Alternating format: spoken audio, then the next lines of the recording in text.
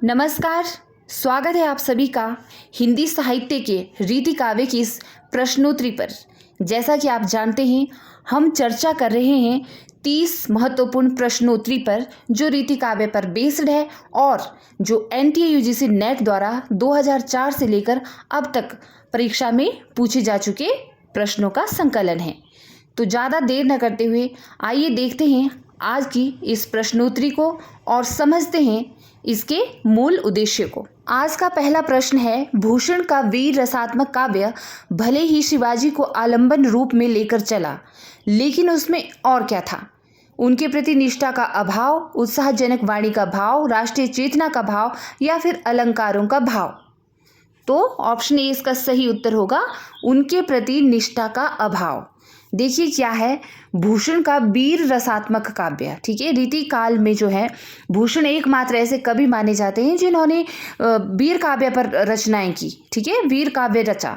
एकमात्र ऐसे कवि हैं भूषण रीति काल के, याद रखना है आपने। और कुछ प्रमुख तथ्य जो याद रखने योग्य हैं कवि भूषण के बारे में कि जैसे इनको भूषण की उपाधि चित्रकूट के राजा हृदयराम के पुत्र रुद्र शाह ने प्रदान की थी, तथा भूषण जो है कई राजाओं के आश्रय में रहे, जैसे कि मोरंग, कुमायूं, श्रीनगर, जयपुर, जोधपुर, रीवा, है ना, इन सब जगह के जो राजा थे इनके आश्रय में रहे। और ज़्यादा जो जिनके आश्रय में रहे या जो इनके पसंदीदा आश्रयदाता रहे उनमें गिने जाते हैं छत्रपति शिवाजी महाराज और छत्रसाल, ठीक है। तो इन्हीं के संबंध में इन्होंने अपनी रचनाएं भी ज़्यादा लिखी हुई हैं। वैसे भी भूषण जो है रीतिकालीन 2-3 कवियों में प्रमुख माने जाते हैं, जैसे कि रीतिकाल का प्रमुख कवि बिहारी है ना, केशव दास हैं। तो तीसरे प्रमुख कवि जो हैं भूषण माने जाते हैं। प्रश्न नंबर 2 है, शिवाजी की प्रशस्ति और ओजपूर्ण वाणी का प्रस्फुटन भूषण की किस रचना में मिलता है? शिवराज भूषण में, शिवाजी प्रताप में, शिवा बावनी में या फिर शिवाष्टक में? तो देखिए ऑप्शन सी इसका सही उत्तर होगा कि शिवाजी की प्रशस्ति और ओजपूर्ण वाणी का प्रस्फुटन भूषण की शिवा बावनी में मिलता है। शिवा बावनी जो है कवि भूषण द्वारा रचित 52 छंदों का काव्य है, ठीक है। इसमें 52 छंद प्रयोग में लाए गए हैं, इसीलिए इसको शिवा बावनी कहा जाता है।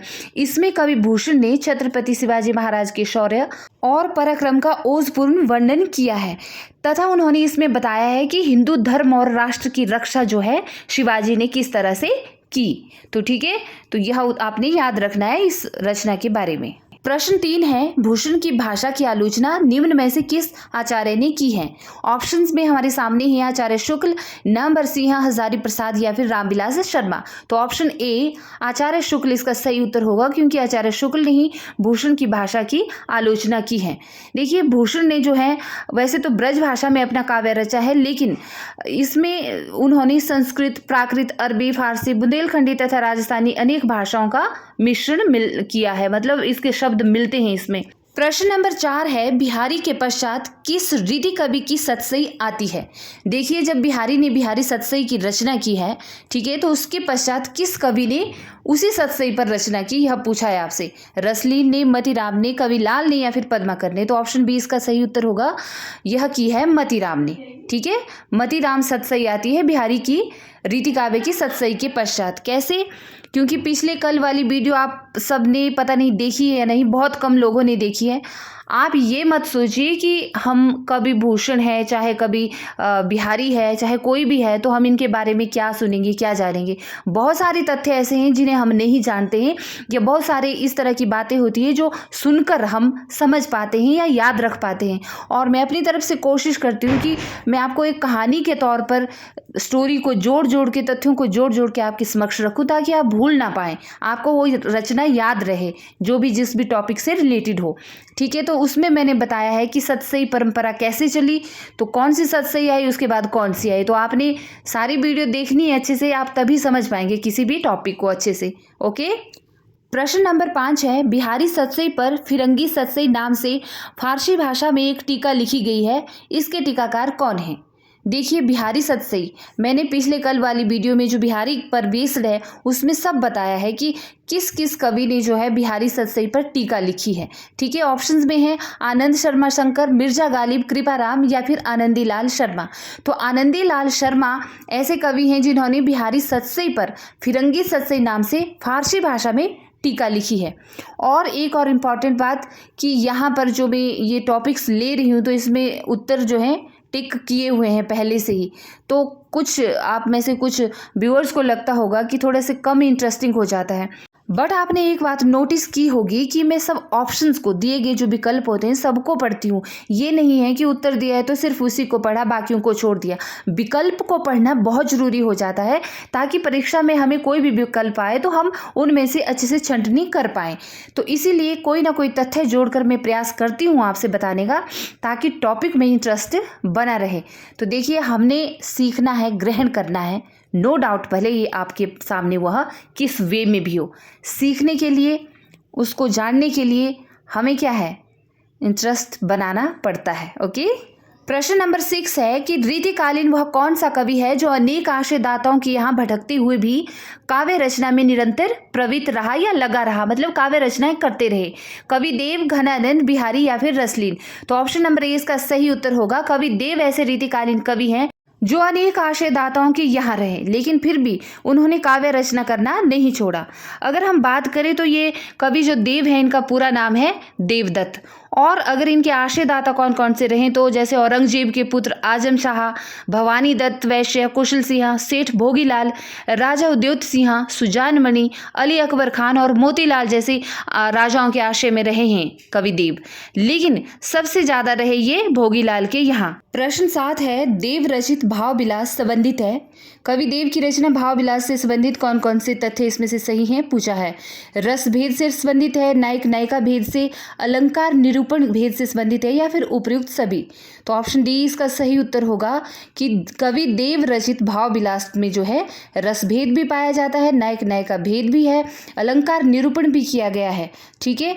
भाव विलास कवि देव की पहली रचना मानी जाती है जो 1689 ईस्वी में अर्थात 1689 ईस्वी में लिखी गई थी, है ना। और यह इनका प्रथम ग्रंथ श्रृंगार रस से संबंधित है, नायक नायिका भेद से। ठीक है। इसमें कहा जाता है कि 39 अलंकारों का इन्होंने निरूपण किया है।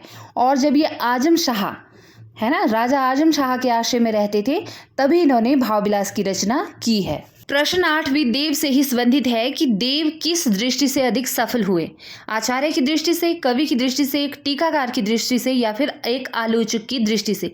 देखिए, कवि देव इन सब में सभी कुछ रहे हैं, अर्थात आचार्य भी रहे हैं, कवि भी, टीकाकार भी, आलोचक भी रहे हैं। लेकिन अगर ज़्यादा जाए तो इन सब विधाओं में कवि जो है, कवि देव कवि की दृष्टि से अधिक सफल हुए हैं, है ना। जो कवि के तौर पर इन्होंने रचनाएं की उसमें इन्होंने ज़्यादा सफलता हासिल की है। तो ऑप्शन बी इसका सही उत्तर होगा। जैसे प्रश्न नंबर 9 ही देख लीजिए कि सर्वप्रथम देव ने किस राजा का आश्रय ग्रहण किया था।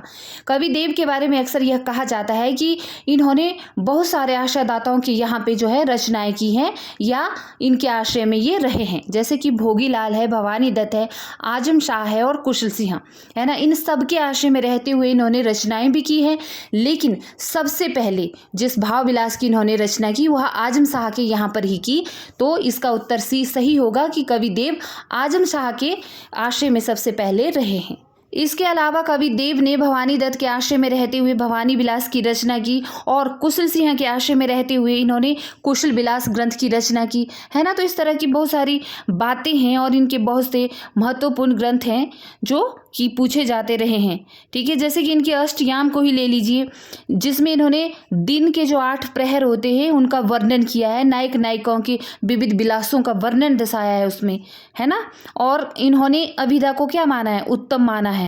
कैसे कि जैसे अभिधा उत्तम काव्य है, मध्य लचना लीन, अधम व्यंजना रस बिरस, उल्टी कहत नवीन, है ना। प्रश्न 10 है, बूंदी के महाराव भाव सिंह के आश्रय में रहने वाला वह कवि कौन सा है जिसने सतसई की रचना की थी। ऑप्शन है सूर्यवंशी, मतीराम, कवि बृंद या फिर मकरंद शाह। तो ऑप्शन बी मतीराम इसका सही उत्तर होगा। मतीराम ने ही बूंदी के महाराजा भाव सिंह के आश्रय में रहते हुए किसकी रचना की थी, सतसई की रचना की थी, जिसे कि मतीराम सतसई के नाम से जाना जाता है। प्रश्न 11 है, पंडित विश्वनाथ प्रसाद मिश्र द्वारा घनानंद की समस्त रचनाओं का संपादन किस ग्रंथ के रूप में किया गया है? ऑप्शंस हैं घनानंद चयनिका, भोग परक, घनानंद वाणी या फिर घनानंद ग्रंथावली। तो देखिए, पंडित विश्वनाथ प्रसाद मिश्र द्वारा जो है घनानंद ग्रंथावली नाम से जो है घनानंद की समस्त रचनाओं का संपादन किया गया है। 1952 में विश्वनाथ प्रसाद मिश्र ने यह संपादन किया है और इसमें इन्होंने घनानंद की कुल 36 यानी कि 36 कृतियों का संकलन किया है। घनानंद रीति मुक्त काव्य धारा के प्रसिद्ध कवि माने जाते हैं रीतिकाल के अंतर्गत, है ना। प्रश्न 12 है, घनानंद की वर्णन शैली प्रेम की अनिवर्चनीयता का, निष्ठुरता का प्रतिपादन करते समय सर्वाधिक प्रयोग करती है किस चीज का? ऑप्शंस है क्या फैंटेसी का, विरोध मूलक या फिर बिंबों का या फिर प्रतीकों का? तो इनमें ऑप्शन बी सही उत्तर होगा कि घनानंद जब अपने काव्य में वर्णन करते हैं तो ज्यादा से ज्यादा किस शैली का प्रयोग करते हैं या विरोध मूलक शैली का प्रयोग करते हैं। प्रश्न 13 है, घनानंद के समूचे कवित्व में प्रेम की निष्ठुरता और परस्पर स्नेह संबंध को अभिव्यक्ति देने वाला बिंब कौन सा है? देखिए, ऑप्शंस है मोर मोरनी, बिजली बादल, स्वाति नक्षत्र पपीह या फिर बादल और चातक। अर्थात घनानंद ने जो काव्य रचा है उसमें उन्होंने किन बिंबों का ज्यादा सहारा लिया है? तो ऑप्शन डी बादल और चातक का इन्होंने अपने काव्य में बिंबों का ज्यादा सहारा लिया है। घनानंद की प्रेमिका सुजान, ठीक है, और घनानंद रीति मुक्त काव्य धारा के बड़े ही श्रेष्ठ कवि माने जाते हैं। और क्या बात है इनके बारे में महत्वपूर्ण कि इन्होंने ब्रज भाषा का बड़ा ही परिष्कृत रूप हम सबके सामने रखा और ज़्यादा से ज़्यादा इन्होंने कविता और सवैये ही रचे हैं। और जो इनकी प्रेमिका थी सुजान, जैसे कि उनके संबंध में देखिए कि रावरे रूप की रीति अनूप नये नये लागत है ज्यों ज्यों निहारिए, और श्याम घटा लिपटी थिर बीज की सोहे अमावस अंक उजियारी। अर्थात सुजान के बारे में यहाँ पर वर्णन करते हुए कहते हैं कि वह काली साड़ी में, बादलों रूपी काली साड़ी में लिपटी हुई है। तो इस तरह हम कह सकते हैं कि घनानंद ने अपने समूचे काव्य रचना में जो है बादल और चातक को मुख्य बिंब बनाया है या इनका सहारा लिया है। और विरोधाभास अलंकार घनानंद का प्रिय अलंकार माना है। अभी हमने थोड़ी देर पहले पीछे प्रश्न भी देखा है ना कि कौन सा अलंकार घनानंद का प्रिय था, तो विरोधाभास। और साथ ही घनानंद का पूरा नाम क्या था भाई? आनंद घन, ठीक है। तो इनके बारे में बहुत सी महत्वपूर्ण बातें हैं जिन्हें याद रखना जरूरी रहता है परीक्षा की दृष्टि से। प्रश्न 14 है कि रीतिकाल के पतन के क्या कारण थे? जीवन निरपेक्षता, चमत्कार अतिशयता, अत्यधिक रसिकता या फिर उपर्युक्त सभी। तो देखिए, ऑप्शन डी इसका सही उत्तर होगा उपर्युक्त सभी, ठीक है। रीतिकाल के पतन के कारण थे क्योंकि हमने देखा कि रीतिकाल के कवि जो हैं आशयदाताओं के ही यहाँ रहे और वो अपनी रुचि से रचनाएं नहीं करते थे, लिखते थे, जबकि आशयदाताओं की रुचि के अनुसार ही रचनाएं करते थे, है ना। क्योंकि रीतिकाल में हमने देखा कि कैसा काव्य रचा जा रहा था, जैसे लक्षण ग्रंथ रचे जा रहे थे, नायिका भेद से संबंधित ग्रंथ रचे जा रहे थे, श्रृंगारिता से पूर्ण, है ना, नायिकाओं की श्रृंगारिता का वर्णन हो रहा था। जबकि वही इनके पतन का मुख्य कारण भी बना क्योंकि चिकित्सा, शिक्षा, संपत्ति, रक्षा, इन सब में कोई भी प्रबंध रचनाएं नहीं रची जा रही थी और धर्म स्थान भ्रष्टाचार और पापचार के केंद्र भी बन गए थे, ठीक है। और हिंदू अपने आराध्य राम कृष्ण का अतिशय श्रृंगार ही नहीं करते थे बल्कि उनकी लीलाओं में अपने विलासी जीवन की संगति भी खोजने लगे थे। तो यही सब कारण थे जिससे कि रीतिकाल का पतन होना लाजमी था। प्रश्न 15 है, सीख लीनो मीन मृग खंजन कमल नैन किसकी पंक्ति है? बोधा की, ठाकुर की, मतीराम की या फिर घनानंद की? देखिए, ऑप्शन बी ठाकुर सही उत्तर होगा क्योंकि ठाकुर की ही पंक्ति है कि सीख लीनो मीन मृग खंजन कमल नैन।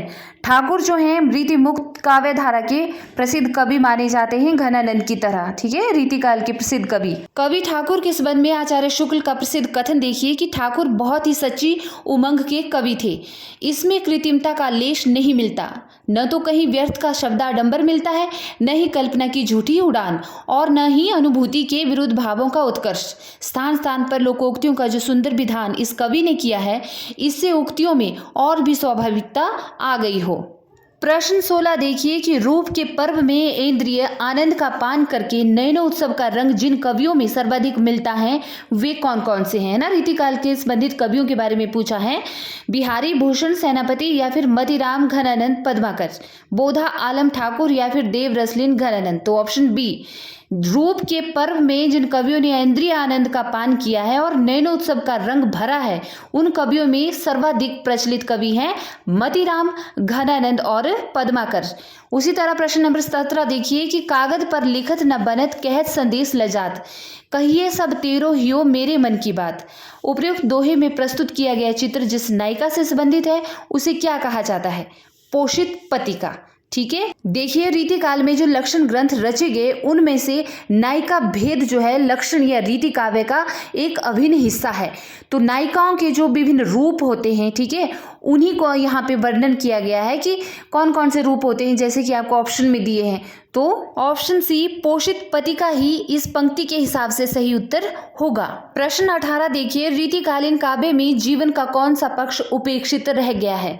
सामाजिक जीवन, राजनीतिक जीवन, आर्थिक जीवन या फिर धार्मिक जीवन?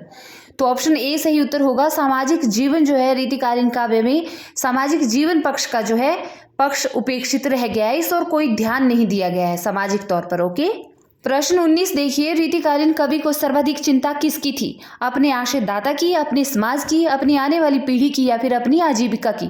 तो सबसे सिंपल सा उत्तर होगा और स्पष्ट उत्तर होगा कि उन्हें जो है अपनी आजीविका की सबसे ज़्यादा चिंता रहती थी। ठीक है, रीतिकालीन कवि को, इसीलिए वो जो है क्योंकि आश्रयदाताओं के यहाँ रहते थे तो उन्हीं का गुणगान, उन्हीं की प्रशंसा करना उनके काव्य का मुख्य लक्षण बन चुका था, ताकि उनकी आजीविका अच्छे से चलती रहे। इसीलिए ऑप्शन डी इसका सही उत्तर होगा। उसी तरह प्रश्न 20 है, रीति की अविरल परंपरा किस कवि से चली मानी जाती है? तो चिंतामणि से, क्योंकि आचार्य शुक्ल ने भी चिंतामणि को ही जो है रीतिकाल का प्रथम कवि घोषित किया है। ठीक है, उन्हीं से जो है रीतिकाल की अविरल परंपरा का आरंभ या प्रारंभ माना है। प्रश्न 21 देखिए, निम्न में से कौन सा असंगत है? विनय शतक कवि तोष की रचना है, सही है। विष्णु विलास लाल कवि की रचना है, सही है। द्रोण पर्व कुलपति मिश्र की रचना है, सही है। जबकि रसावर्ण किसकी रचना है? सुखदेव मिश्र की रचना है। ठीक है, भानुदेव मिश्र की रचना नहीं है, सुखदेव मिश्र की रचना है रसावर्ण। ठीक है, तो ऑप्शन सी इसका सही उत्तर होगा, यानी कि यह विकल्प जो है असंगत है। प्रश्न 22 है, करुणा भरम श्रुति भरण का संबंध निम्न में से किससे है? ऑप्शन है अलंकार से, छंद से, रस से या फिर नायिका भेद से? तो ऑप्शन ए इसका सही उत्तर होगा कि करुणा भरम श्रुति भरण का संबंध है अलंकार से। ठीक है, प्रश्न 23 है, रीतिकालीन राम काव्य के कवि माने जाते हैं, कौन माने जाते हैं? चिंतामणि, सेनापति, सूदन या फिर कविदेव? तो ऑप्शन बी इसका सही उत्तर होगा कि रीतिकालीन राम काव्य के कवि माने जाते हैं सेनापति। वैसे इन्होंने शिव और कृष्ण से संबंधित काव्य भी रचा है, लेकिन ज़्यादा इनका झुकाव था राम की तरफ, तो इसलिए इन्हें राम काव्य का कवि कहा जाता है, सेनापति को। ओके, प्रश्न 24 है, रावरे रूप की रीति अनूप न्यो न्यो लागत है ज्यो ज्यो निहारिये, पंक्ति के रचनाकार कौन है? ऑप्शन है हमारे पास मतीराम, सेनापति, देव या फिर घनानंद।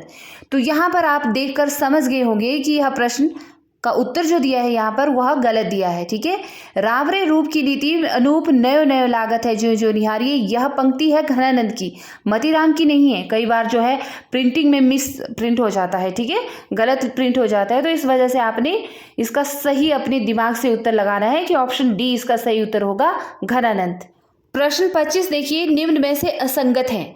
आर्य सप्तशती गोवर्धनाचार्य की रचना है, सही है।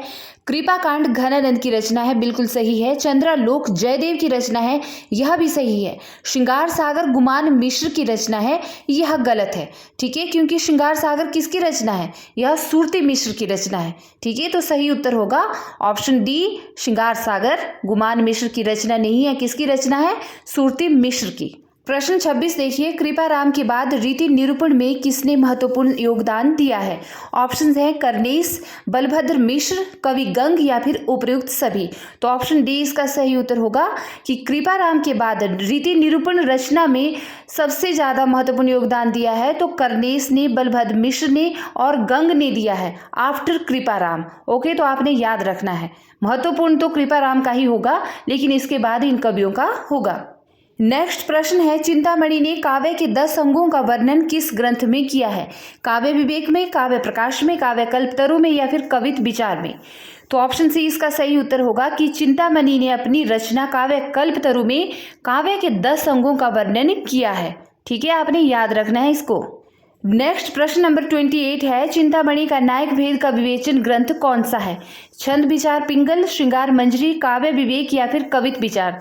तो देखिए श्रृंगार मंजरी जो है चिंतामणि का ऐसा ग्रंथ है जिसमें इन्होंने नायक भेद का वर्णन किया है या विवेचन किया है। ठीक है, नायक कितने तरह के होते हैं आप कमेंट बॉक्स में भी लिखिएगा। मैंने पीछे वाली वीडियोज में भी आपको बताया है कि नायक कितनी तरह के माने गए हैं काव्य में।